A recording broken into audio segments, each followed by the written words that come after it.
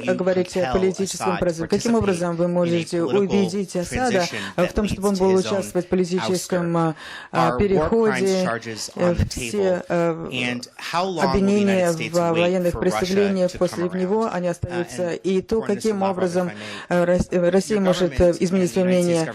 Министр Лавров, вы и наше правительство различаетесь по поводу Сирии, Украины. Вы считаете, что вы прояснили кое-какие вопросы, о которых вы говорили сегодня, после того, как вы провели свои обсуждения с секретарем Тельнесом? Не считаю, будто мы с Соединенными Штатами находимся на непреодолимом расстоянии друг от друга по многим вопросам международной повестки дня. Это касается и Сирии, и Украины.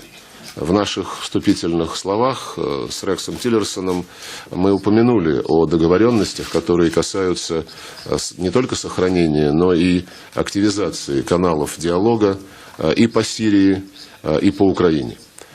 Что касается конкретно проблемы Сирии, в частности Башара Асада, мы сегодня обсуждали исторические экскурсы, и Рекс сказал, что он человек новый, и он предпочитает не в истории копаться, а заниматься сегодняшними проблемами.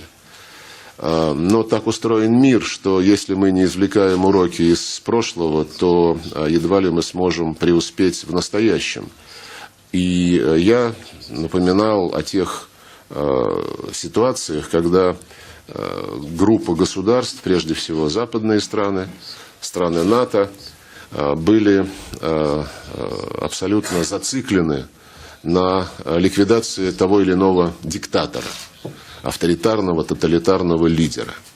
Ради того, чтобы убрать президента бывшей Югославии Слободана Милошевича, НАТО развязало войну в центре Европы в 1999 году в грубейшее нарушение Устава ООН, в грубейшее нарушение Хельсинского заключительного акта ОБСЕ, бомбили телецентр, между прочим, что является военным преступлением по всем интерпретациям Женевских конвенций, бомбили жилые кварталы. Посольство Китая подверглось атаке, бомбили мосты, пассажирские поезда. Более 2 месяцев, почти 3 месяца эти бомбежки продолжались. В итоге, в общем-то, когда уже кончились снаряды и кончились цели, которые хотя бы относительно можно было отнести к чему-то близкому, к двойному использованию, к целям двойного использования, пришли в Совет Безопасности.